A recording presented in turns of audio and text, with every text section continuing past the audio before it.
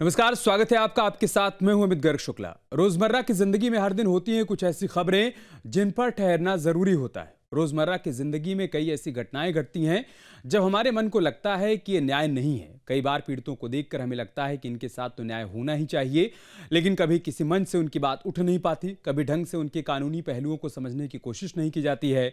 हमारा ये शो पीड़ितों की आवाज भी बुलंद करेगा और न्याय की लड़ाई में दलीलों और तर्कों की कसौटी पर हर मुद्दे को कसेगा भी। हम और आप जो सोचते हैं उसी को शक्ल देने की कोशिश है हमारा शो लेकर रहेंगे न्याय।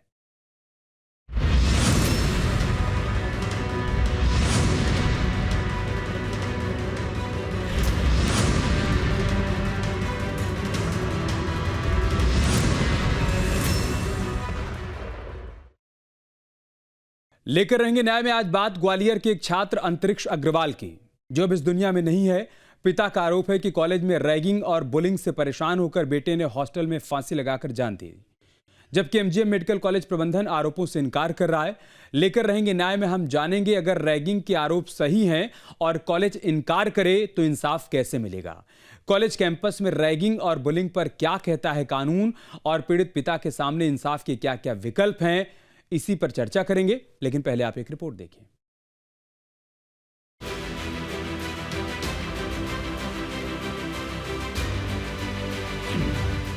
इंदौर में रैगिंग ने ली एक और छात्र की जान। रैगिंग और बुलिंग ने निगल ली एक और जिंदगी।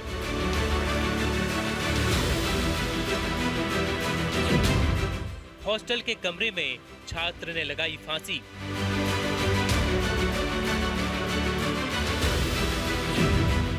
कॉलेज प्रबंधन का रैगिंग के आरोप से इनकार।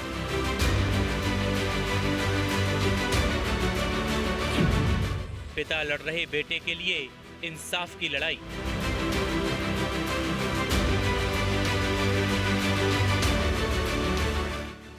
ग्वालियर के एमजीएम मेडिकल कॉलेज में एमबीबीएस फर्स्ट ईयर के छात्र ने फांसी लगा ली। मामला Mahatma Gandhi memorial medical college का है, जहां 2 फरवरी की रात ग्वालियर निवासी अंतरिक्ष अग्रवाल ने अपने हॉस्टल के कमरे में फंदे से लटककर जान दे दी। अंतरिक्ष के परिजनों ने सीनियर छात्रों की प्रताड़ना को मौत की वजह बताया है। पिता पंकज अग्रवाल का कहना है कि मेडिकल कॉलेज में एडमिशन के बाद से ही बेटा परेशान रहने लगा था। वह 3 महीने से रैगिंग और बुलिंग का सामना कर रहा था। सीनियर छात्र उसे परेशान करते थे और मजाक उड़ाते थे। डर के कारण उसने किसी का नाम नहीं बताया था। पिछले 2 मौकों पर अंतरिक्ष जब घर आया तो रैगिंग और बुलिंग की बात बताकर रोने लगा। परिजनों का आरोप है हॉस्टल में सीनियर छात्रों का रवैया अपमानजनक था। मेस में सीनियर छात्रों की मौजूदगी पर फर्स्ट ईयर के छात्रों को खाना खड़े होकर खाना पड़ता था। कुर्सी टेबल पर बैठने की अनुमति नहीं दी जाती थी। दिन में यूनिफॉर्म बदलने और रात में कमरे का दरवाजा बंद कर सोने की अनुमति नहीं थी। जांच हो पूरी तरह, और उसकी जो कमरे की हालत है, उसकी बाल्टी भी बेड पे रखी हुई है, पंखा भी बिल्कुल सही कंडीशन में। उसकी जिस तरह से किसी को फांसी लगाई जाती है तो उसकी आंखें भी बाहर आ जाती हैं। उसके चेहरा, उसको देख के लग नहीं रहा था कि किसी ने कि वो अपने आप फांसी लगा सकता है। बिल्कुल शांत कुछ हुआ कुछ उसकी, जब मेरे से 3:20 पे बात हुई तो उसके तब भी उसके चेहरे से नहीं लग रहा था। जबकि कॉलेज प्रशासन ने रैगिंग के ठोस सबूत नहीं मिलने की बात कही है। एमजीएम मेडिकल कॉलेज के डीन ने मामले की जांच के लिए 2 समितियां बनाई हैं, जिनमें एंटी रैगिंग कमेटी भी शामिल है। पुलिस और फॉरेंसिक टीम ने घटना स्थल का निरीक्षण किया। छात्र के दोनों मोबाइल जब्त कर कॉल रिकॉर्ड, मैसेज और सोशल मीडिया गतिविधियों की जांच की जा रही है। फिलहाल कोई सुसाइड नोट नहीं मिला है। पोस्टमार्टम और फॉरेंसिक रिपोर्ट का इंतजार है। एमजीएम मेडिकल कॉलेज में इससे पहले भी रैगिंग को लेकर शिकायतें सामने आ चुकी हैं। दिसंबर 2024 में social media account please help me के जरिए हॉस्टल में रैगिंग का मुद्दा उठाया गया था। यूजीसी को भेजी गई शिकायत में भी रैगिंग के आरोप लगाए गए थे। लेकर रहेंगे न्याय में आज हम अंतरिक्ष अग्रवाल के लिए न्याय की आवाज बुलंद कर रहे हैं। टीम यूरिस्टेट।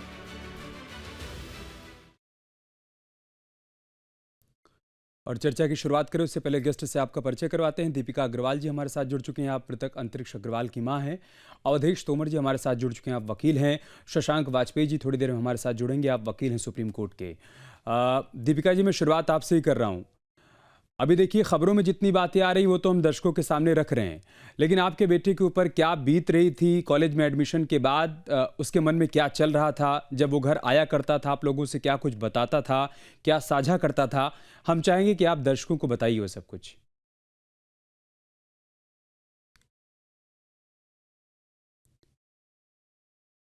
आवाज़ नहीं मिल रही आपको दीपिका जी? ठीक है, हम संपर्क करने की कोशिश करते हैं। अवधेश तोमर जी, बहुत हैरान परेशान करने वाला ये मामला ग्वालियर से सामने आया है। एक तरफ रैगिंग को रोकने के लिए कठोर नियम कानून बनाए गए हैं और यूजीसी की तरफ से, कॉलेज प्रबंधन की तरफ से, सरकारों की तरफ से दावा किया जाता है कि रैगिंग को किसी भी सूरत में बर्दाश्त नहीं किया जाएगा। उसके बावजूद रैगिंग और बुलिंग ने एक और छात्र की जान ले ली, अगर आरोप सही है तो। जैसा कि हम देखते हैं कि जो विश्वविद्यालय में उच्च शिक्षा विभाग के अंदर ये आते हैं, इसमें माननीय सर्वोच्च न्यायालय के कई ऐसे आदेश हैं जिसमें स्पष्ट प्रावधान है कि आप एंटी रैगिंग कमेटी बनाएं, रूल्स बनाएं, रेगुलेशन बनाएं और जो एंटी रैगिंग रूल्स हैं वो पब्लिश किए जाएं, पोस्टर बैनर के रूप में उस कॉलेज में प्रकाशन किया जाए, जिससे हर जो बच्चे बाहर से पढ़ने आते हैं उनको ये जानकारी मिल सके कि क्या रूल में क्या कितना पनिशमेंट है। क्योंकि इसमें पनिशमेंट निष्कासन का है, अगर वह बच्चा रैगिंग करता है निष्कासन होगा, 1 लाख रुपए तक का जुर्माना है और उसको परीक्षा रद्द करने तक का इसमें प्रावधान है और इसमें कन्विक्शन भी एफआईआर दर्ज होने के बाद 3 साल का कन्विक्शन है। मैं मानता हूँ इसके पीछे कहीं ना कहीं मध्य प्रदेश की सरकार का लचीलापन है, क्योंकि जिस प्रकार से विश्वविद्यालयों को राजनीति का अड्डा बना रखा है, चाहे विद्यार्थी परिषद हो चाहे एनएसयूआई हो, अगर एंटी रैगिंग कमेटी या विश्वविद्यालय के जो प्रबंधक है अगर वह कार्रवाई करता है तो कहीं ना कहीं से ये लोग धरना आंदोलन करने आते हैं। मैं मानता हूं कहीं ना कहीं से सरकार फेल्यूर है इस मामले पर। इस प्रकार निर्दोष जो बच्चे हैं उनकी जाने जा रही है। ग्वालियर में ये पहला मामला नहीं है, ये बहुत दुख भरा मामला है। इससे पहले भी कई ऐसे मामले हो चुके हैं जिसके लोगों ने अपने बच्चों को खोया है, अपने परिवार को खोया है और बहुत बड़ी घटनाएं ग्वालियर में हुई है इस टाइप से। इस मामले में एक और बात हैरान कर रही है अवधेश जी की, कॉलेज प्रबंधन तो रैगिंग की बात से इनकार कर रहा है। आप ये कह रहे हैं कि एंटी रैगिंग कमेटी होती है, वो कमेटी जांच करती है, वही कमेटी सुनिश्चित करती है कि कॉलेज के भीतर किसी भी छात्र के साथ रैगिंग या बुलिंग ना हो।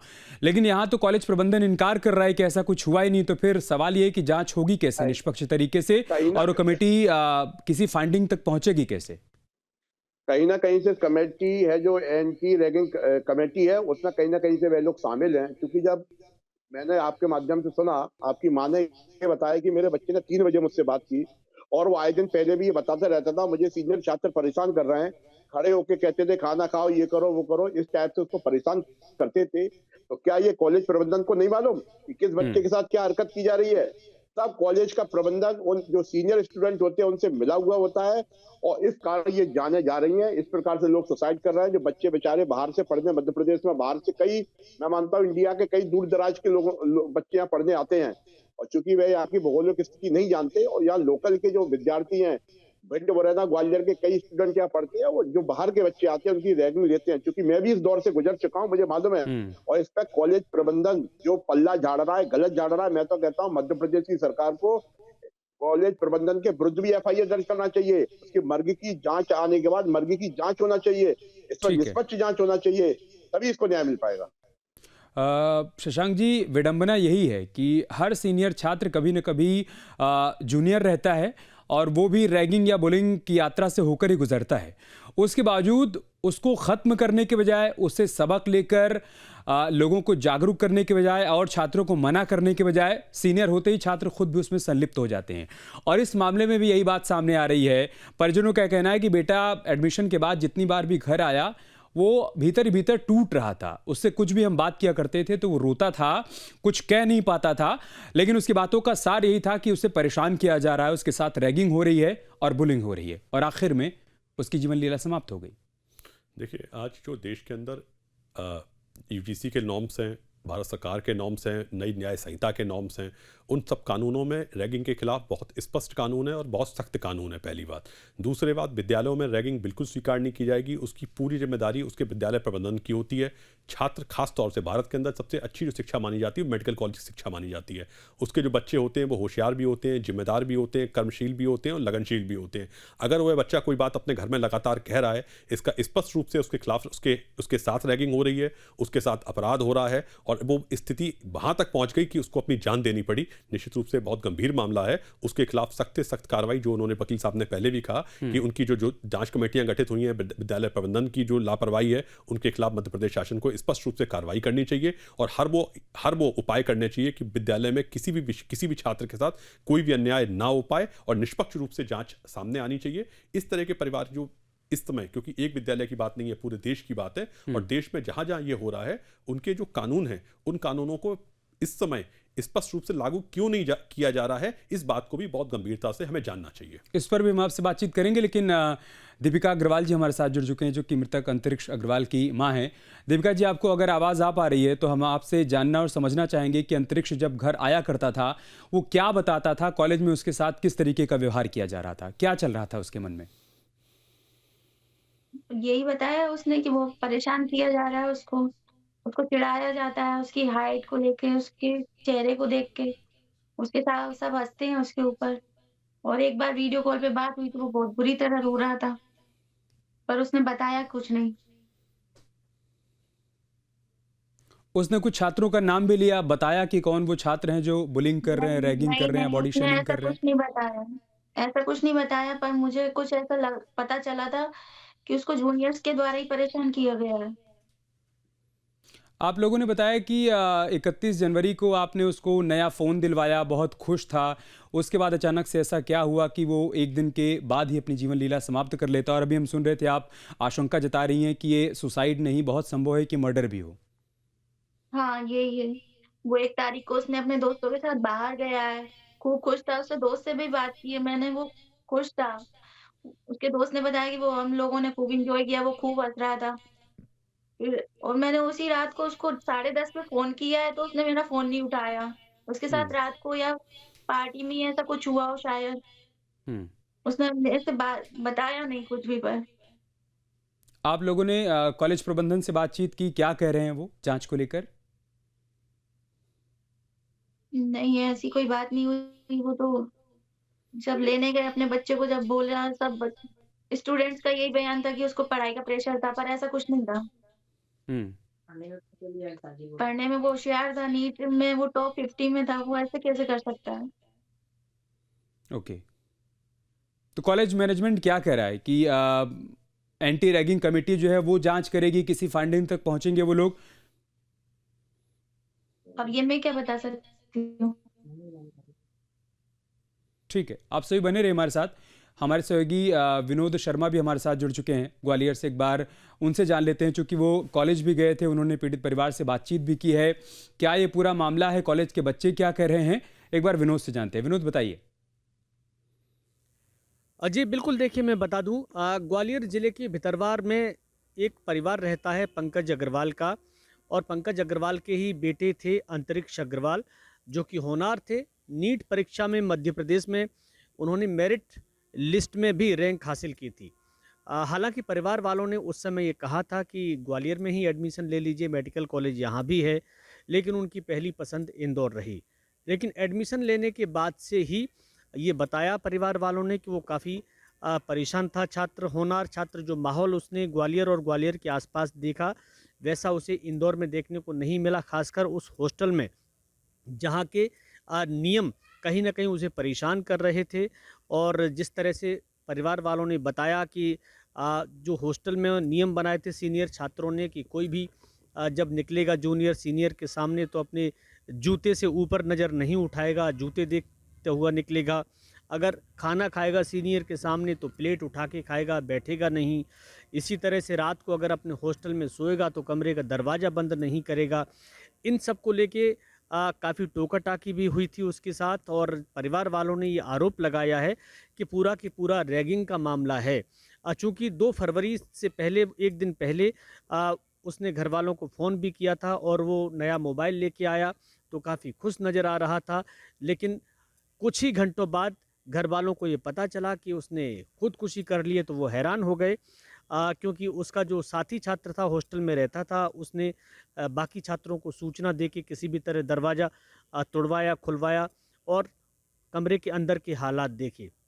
लेकिन काफ़ी महत्वपूर्ण ये है कि जब पिछली बार वो ग्वालियर आया था अपने घर, तो उसने अपनी बहन जो कि श्रुति है उसको पूरी जानकारी दी थी और वो काफ़ी परेशान नज़र आ रहा था, अपने साथी छात्रों से खुश नहीं लग रहा था।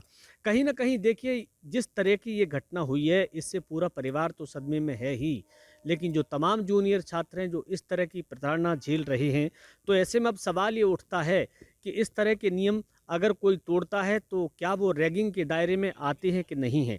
हालांकि परिवार वालों ने ये भी आरोप लगाया है कि इसमें कोई षड्यंत्र हो सकता है और पुलिस को इसकी जांच करना चाहिए। इसीलिए विनोद, हमने इस मुद्दे को उठाया भी है कि न सिर्फ अंतरिक्ष को न्याय मिले, अंतरिक्ष के परिजनों को न्याय मिले, बल्कि अगर और जूनियर छात्रों के साथ ऐसा कुछ किया जा रहा है, ऐसा बर्ताव हो रहा है, तो वो भी रुकना चाहिए। अवधेश जी, सवाल यहाँ पर ये खड़ा हो रहा है कि कॉलेज की तरफ से जो एंटी रैगिंग कमेटी बनाई जाती है उसका रोल क्या होता है? क्या कमेटी का काम तभी शुरू होता है जब कोई छात्र उनके पास जाकर ये शिकायत दर्ज करवाता है कि उसके साथ बुलिंग हो रही है, रैगिंग हो रही है, बॉडी शेमिंग की जा रही है, या फिर कमेटी पहले से ये सुनिश्चित करती है कि कॉलेज कैंपस के भीतर ऐसी कोई घटना घटे ही ना? क्या रोल होता है उनका? ऐसा नहीं है। माननीय सर्वोच्च न्यायालय के आदेश से यूजीसी द्वारा जो एंटी रैगिंग रूल्स जो बनाए गए वो विश्वविद्यालयों पर बनाए गए और सभी विश्वविद्यालय उसमें आते हैं। उसमें स्पष्ट प्रावधान दिया है। एंटी रैगिंग कमेटी जो बनाई जाती है उसका केवल यही काम है कि कॉलेज में जो सीनियर छात्रों को देखना, जूनियरों को देखना, कौन से छात्र किसके साथ टॉर्चर कर रहा है, परेशान कर रहा है, अगर किसी छात्र की शिकायत आती है उसका तत्काल निराकरण करना। मगर मैं मानता हूं ऐसा नहीं होता। इसके अलावा वहां पर होर्डिंग बैनर के माध्यम से, प्रचार प्रसार के माध्यम से एक पूरा यूजीसी के जो रूल्स है, एंटी रैगिंग रूल्स है, उनको स्पष्ट, उनको प्रकाशन करना चाहिए। उस पर स्पष्ट लिखा जाना चाहिए कि अगर आपने रैगिंग की किसी छात्र की तो इतनी पनिशमेंट है, इतना फाइन है और कानून में इन धाराओं के तहत आपके खिलाफ मुकदमा कायम होगा। मैं मानता हूं चूंकि ग्वालियर में मैंने जीवाजी विश्वविद्यालय है और भी 6-7 विश्वविद्यालय ग्वालियर में हैं, उनमें किसी भी विश्वविद्यालय में मैंने नहीं देखा कि इस प्रकार से प्रचार प्रसार किया गया हो। एंटी रैगिंग कमेटी है वो केवल कागजों पे बनी हुई है, खाना पूर्ति के लिए बनी हुई है, उसमें कहीं ना कहीं से कोई कार्रवाई नहीं होती। आज जैसे जीवाजी विश्वविद्यालय का ये एक मामला मेरे संज्ञान में आया है, लॉ के छात्र को सीनियर छात्रों ने उसकी मारपीट की। मारपीट करने के बाद जीवाजी विश्वविद्यालय का जो प्रबंधक है वो कहता है कि हमारे पास कोई जानकारी नहीं है, जबकि उन बच्चों का ये कहना है जीवाजी प्रबंधक के पास कम से कम 20 शिकायतें उनकी पेंडिंग है बच्चों की। आप शिकायत का निराकरण नहीं करते, इसलिए नहीं करते क्योंकि सीनियर छात्रों के साथ जो इसमें प्रोफेसर है एंटी रैगिंग कमेटी में सब मिले हुए रहते हैं। कहीं ना कहीं से पॉलिटिकल दबाव रहता है। अगर वह छात्र के खिलाफ कार्रवाई करेंगे तो कहीं ना कहीं रूलिंग पार्टी या कांग्रेस पार्टी के किसी व्यक्ति का फोन आ जाएगा, वो अपनी नौकरी बचाते हैं, इसलिए कार्रवाई नहीं करते। मैं मानता हूं कहीं ना कहीं से ये जो कमेटी है ये गलत काम करती है और कमेटी कभी बच्चों को न्याय देने का काम नहीं करती, ना ही माननीय सर्वोच्च न्यायालय के आदेशों को मानती है, ना ही यूजीसी की जो गाइडलाइन है उसको फॉलो करती है। ये भी कहीं ना कहीं से बराबर की दोषी है। ओके, शशांक जी, क्या कहता है हमारा कानून? अगर किसी कॉलेज में एंटी रैगिंग को लेकर कमेटी का गठन नहीं किया गया है, गठन किया गया है, वो कमेटी सही तरीके से काम नहीं कर रही है, और कमेटी सही तरीके से काम कर भी रही है, उसके बावजूद रैगिंग के मामले रुक नहीं रहे हैं, किसी छात्र के साथ रैगिंग होती है और इस तरीके से वो सुसाइड करता है, तो फिर हमारा कानून क्या कहता है? देखिए, हमारे देश में जो न्याय व्यवस्था है बड़ी स्पष्ट है। मैं कुछ चीज़ों को बड़ी संक्षिप्त रूप से बताना चाहूँगा कि भारत में यूजीसी रैगिंग विरोधी नियम 2009 बनाए गए। उसके बाद यूजीसी रेगुलेशंस बनाए गए 2009 में, जिसमें रेगुलेशंस में कहा गया कि रैगिंग एक गंभीर अपराध है, जिसमें क्या क्या कार्रवाई हो सकती है। एंटी रैगिंग कमेटी होगी, एंटी रैगिंग कमेटी में दोषी पाए जाने पर निलंबन होगा, कॉलेज से निष्कासन होगा, परीक्षा रद्द होगी, प्रवेश निरस्त होगा। परंतु अब जो 2023 में बीएनएस बना, राष्ट्रीय न्याय संहिता बनी, उसमें कहा गया सेक्शन 108 में आत्महत्या के लिए उकसाना, सेक्शन 45 में उकसावे की परिभाषा लिखाई गई, 115(2) में स्वेच्छा से चोट पहुंचाना, आपराधिक धमकी देना, सामूहिक अपराध जिसमें साझा अपराध होता है, उसमें 3-4 में कहा गया। फिर जो हमारे यहाँ राष्ट्रीय मेडिकल आयोग है, नेशनल मेडिकल कमीशन है, उसमें कहा गया कि मेडिकल कॉलेज की रिस्पॉन्सिबिलिटी होगी कि बच्चों की मानसिक सुरक्षा को सुनिश्चित करें, बच्चे की ओके। मानसिक सुरक्षा उनके यहाँ स्पष्ट रूप से हो और शिकायत मिलने पर तुरंत जांच की जाए। अगर उस पर लापरवाही की जाती है तो कॉलेज पर जुर्माना लगाया जाएगा, कॉलेज की मान्यता पर असर पड़ेगा और कॉलेज के ऊपर प्रशासनिक कार्रवाई होगी। इसके बाद कॉलेज प्रशासन की जो रिस्पॉन्सिबिलिटी और जिम्मेदारी है कि वो रैगिंग के खिलाफ कार्यक्रम चलाएं, शिकायत पर तुरंत आंतरिक जांच कराएं और FIR रजिस्टर्ड कराएं। इस तरह के मामले जो बार बार आ रहे हैं, जिसमें डॉक्टर पढ़ रहे हैं, गंभीर चिंता का विषय बार बार हमारे देश में हो रहा है, इसमें स्पष्ट रूप से कार्रवाइयां नहीं हो रही हैं। प्रशासन चाहे वो राज्य प्रशासन की जिम्मेदारी है, NMC उस पर कार्रवाई करेगा, उसके ऊपर विद्यालय कार्रवाई करेगा, पर विद्यालय में जो मैं आपका इसमें प्लेट्स देख रहा हूं उसमें साफ साफ लिखा हुआ है कि राष्ट्र में इस देश के अंदर मध्य प्रदेश दूसरे नंबर रैगिंग के ऊपर आता है। इसके मतलब देश के जहां सबसे अच्छे बच्चे पढ़ने जा रहे हैं और इतनी रैगिंग, इतनी बुलिंग, इतनी मानसिक पीड़ा उनके बच्चों को पहुंचाई जा रही है, इसको रोकने की जिम्मेदारी प्रशासन की थी। इसकी प्रशासन के बाद राज्य सरकार की थी, दोनों इसमें विफल होते हुए दिख रहे हैं। और जिस तरह के आप माँ का और उनके परिवार का चेहरा दिखा रहे हैं, वो इतने दुख में इतने आंतरिक रूप से इतने टूट चुके हैं, वो क्या अभी जवाब देंगे? वो तो न्याय की आशा कर रहे हैं और जिस माध्यम से हम उनके पास पहुंच सकते हैं उनको ये कहना चाहते हैं कि इसमें श्रेष्ठतम शीघ्रतम उसमें उपाय करें और उनके ऊपर जो अधिकतम कार्रवाई हो सकती है। तोमर साहब वकील साहब भी हैं, शायद वो देख रहे हैं इस मामले को, तो निश्चित रूप से इनके खिलाफ कार्रवाई करवाएं, कार्रवाई करवा के स्पष्ट रूप से हाईकोर्ट में रिट दाखिल करें और NMC को उनकी कंप्लेंट करें। कंप्लेंट करने के बाद मुआवजे की भी कार्रवाई करवाएं इनके ऊपर और ये स्पष्ट रूप से मैसेज जाए कि आज के बाद मध्य प्रदेश के अंदर एक भी रैगिंग से एक भी दुर्घटना और एक भी हत्या नहीं होगी। ठीक है।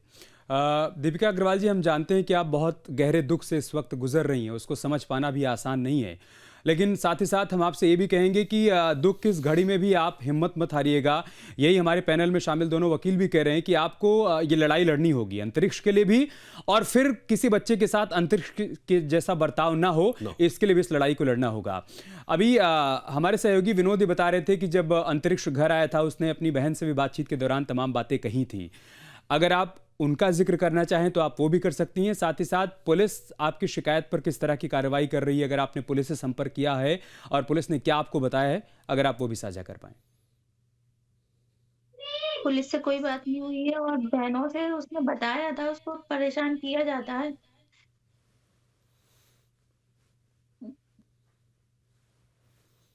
हम समझ रहे हैं आपके लिए इस वक्त अपनी बात रख पाना भी आसान नहीं, दीपिका अग्रवाल जी। सिर्फ और सिर्फ लोग सहानुभूति ही दिखा सकते हैं, लेकिन जो पीड़ा, जो वेदना आपके मन में है, उसे सिर्फ और सिर्फ आप ही समझ सकती हैं। लेकिन फिर भी हम बार बार आपसे यही कहेंगे, आपको ढांढस बनाएंगे कि आप हिम्मत मत हारिएगा, अंतरिक्ष के लिए न्याय की इस लड़ाई को आप आगे बढ़ाइएगा। एक बार फिर से चल लेते हैं सहयोगी विनोद के पास। विनोद, बताइए, पुलिस अधिकारियों से आपने संपर्क किया होगा, कॉलेज प्रबंधन से भी बातचीत की होगी, क्या कार्रवाई की जा रही है इस मामले में, कार्रवाई कहाँ तक पहुंची है?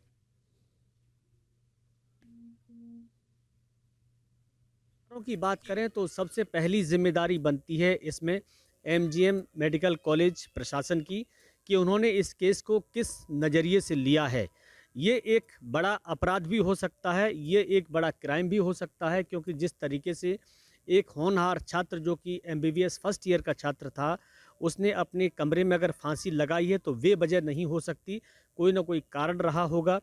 घर वालों ने तो ये आरोप लगाया है कि जो जूनियर छात्र थे उससे इसका कोई विवाद चल रहा था, क्योंकि मोबाइल खरीदने के बाद जब अंतरिक्ष ने पार्टी दी थी तो उस पार्टी में अपने जो साथी था, जो कि इसका रूममेट था, उसको नहीं बुलाया। तो इसके मायने ये है कि उससे कोई ना कोई विवाद रहा होगा। अब उसका इस पूरे मामले में हाथ है या नहीं है, क्या वो जिम्मेदार है या नहीं, ये पूरा की पूरा कॉलेज की जांच का मामला है। हालांकि इस बारे में MGM मेडिकल कॉलेज प्रशासन की तरफ से कमेटियां भी बना दी गई हैं जो जांच कर रही हैं, लेकिन महत्वपूर्ण बात यह है कि जो पुलिस है, पुलिस अभी तक इंतज़ार कर रही है कि जो घर वाले हैं, जो परिजन हैं, उनकी तरफ से कोई स्टेटमेंट आए, कोई बयान आए, या अगर वो कोई शिकायत करना चाह रहे हैं तो वो करें। लेकिन जिस दिन ये घटना हुई थी तो पूरा के पूरा परिवार काफ़ी सदमे में था और अगले दिन अपने बेटे का, बच्चे का जो पोस्टमार्टम हुआ उसके बाद वो उसका शव लेकर सीधे ग्वालियर आ गए, जहां उन्होंने अंतिम संस्कार किया। तो कहीं ना कहीं परेशान थे, इसलिए शायद वो पुलिस में स्टेटमेंट उस दिन नहीं दे पाए, जैसा कि उन्होंने हमारी बातचीत के दौरान बताया। लेकिन अगर इसमें परिवार शिकायत करता है और जो भी किसी भी प्रकार के अगर आरोप लगाता है तो निश्चित तौर पर फिर जिम्मेदारी इसमें कॉलेज प्रशासन के साथ साथ स्थानीय पुलिस की भी बन जाती है कि वो उसकी हर पहलू और हर तरह से जांच करें कि आखिरकार ये मामला इतना पेचीदा क्यों बना और क्यों एक छात्र के साथ इस तरह की घटना हुई। दीपिका जी, अभी तक आप लोगों की तरफ से पुलिस में कोई शिकायत क्यों नहीं दर्ज करवाई गई? क्या अब आप शिकायत दर्ज करवाने का आप लोग मन बना रहे हैं? हाँ, शिकायत दर्ज करवाएँगे। और उस दिन जब लास्ट टाइम पे उससे बात हुई थी 3:20 पे मेरी, तब वो खुश था। पर किसी ने ये भी नहीं ध्यान दिया कि वो सुबह से अपने रूम में लॉक है, ना उसने खाना खाया है। अगर उसका रूममेट भी आया है उसके पास, तो उसने तभी क्यों नहीं गेट खुलवाया उसका? हम्म। बाद में ही क्यों हुआ ये 5:30 बजे?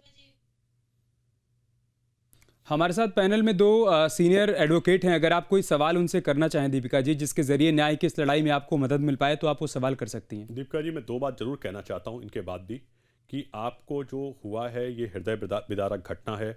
निश्चित रूप से इससे बड़ा दुख नहीं हो सकता। आप अपने आप को मजबूत रखिए, परंतु विद्यालय प्रशासन को, जिन्होंने ये अपराध किया है और जिनके द्वारा ये अपराध हुआ है, उनको छोड़ना नहीं है। आपके बेटे की ये जीवन जो गया है वो बर्बाद नहीं जाना चाहिए। और आप एक संकल्पित दृढ़ मां के रूप में ये संकल्प लें कि अब मध्य प्रदेश में किसी बच्चे की जान रैगिंग से नहीं जाएगी। मैं इसमें 3 बातें आपसे कहना चाहता हूं। विद्यालय प्रशासन के खिलाफ पुलिस में FIR कराइए। पुलिस FIR नहीं लेती है, कोर्ट का रुख लीजिए। कोर्ट भी रुख नहीं लेता है, विद्यालय की कंप्लेंट नेशनल मेडिकल कमीशन में करिए। उसके बाद उनकी कंप्लेंट राष्ट्रीय मानवाधिकार आयोग में करिए। ये सब करने में वकील साहब आपकी मदद करेंगे, कोई आवश्यकता होगी और वकील लोग आपकी मदद करेंगे। पर विद्यालय प्रशासन को और आपके को ये सबक मिलना चाहिए, एक मैसेज जाना चाहिए कि इस बच्चे को जो प्रताड़ना और परेशानी हुई है उससे आपका दुख कम नहीं होगा, पर एक सांत्वना मिलेगी। और विद्यालय को एक लीपापोती की जो स्थिति है, राज्य की लीपापोती की स्थिति है, पुलिस की लीपापोती की स्थिति जो विद्यालय ने बनाई है, क्योंकि अब जो नए लॉ आए हैं उसमें फॉरेंसिक एविडेंस, उसमें फोटोग्राफ्स, उसके बाद डिजिटल एविडेंस सब कलेक्ट करने के लिए हमारे सरकार ने बहुत मजबूत प्रबंधन कर रखे हैं। कोई छूटेगा नहीं, कोई बचेगा नहीं और आपको न्याय मिलेगा। पर आपको और किसी और बच्चे के साथ ये नहीं दोबारा नहीं होना चाहिए। और आपकी इसमें सहयोग बहुत बहुत वांछनीय है। जी बिल्कुल। अवधेश तोमर जी, परिवार कोई गहरी साजिश की आशंका जता रहा है। खुद अभी आप सुन रहे हैं दीपिका जी को भी, वो कह रही कि बच्चा बिल्कुल खुश था, सारी चीजें ठीक थी, तो फिर जो घटा वो क्यों घटा, किन परिस्थितियों में घटा। लेकिन कॉलेज प्रबंधन तो पहले से ही सुसाइड का मामला मानकर चल रहा है, पहले से ही मानकर चल रहा है कि पढ़ाई को लेकर परेशान था। तो कैसे उम्मीद की जाए कि कॉलेज प्रशासन इस पूरे मामले में निष्पक्ष जांच को लेकर प्रतिबद्ध दिखेगा, या जांच जो होगी और जो फाइंडिंग सामने आएंगी वो सही होंगी? मेरा मानना इस मामले में यह है, चूंकि ये मामला इंदौर का है, इंदौर हाईकोर्ट में फेयर इन्वेस्टिगेशन के लिए एक पिटीशन, अगर दीपिका जी जो उसकी मदर है बच्चे की, अगर वो चाहे तो मैं उनकी मदद कर सकता हूँ। उसमें एक इन्वेस्टिगेशन के लिए पिटीशन फाइल की जा सकती है, जिसको लेकर माननीय न्यायालय द्वारा भी आदेश पारित किया जाएगा। और मैं मानता हूँ कहीं ना कहीं से इस मामले में जो आपका रुख है, आपका कहना है कि मेरा बच्चा बहुत खुश था, उसे किसी प्रकार की परेशानी नहीं थी, तो आपका जो शक है वो जाहिर है कि बच्चे की हत्या भी की जा सकती है। और कहीं ना कहीं से इसके पीछे जो भी दोषी है उनको सजा मिलना चाहिए। हम सभी आपके साथ हैं। और मेरी लाइफ कोई भी, क्योंकि इसमें एक बात और कहूंगा, क्योंकि ये मामला मध्य प्रदेश से जुड़ा हुआ है।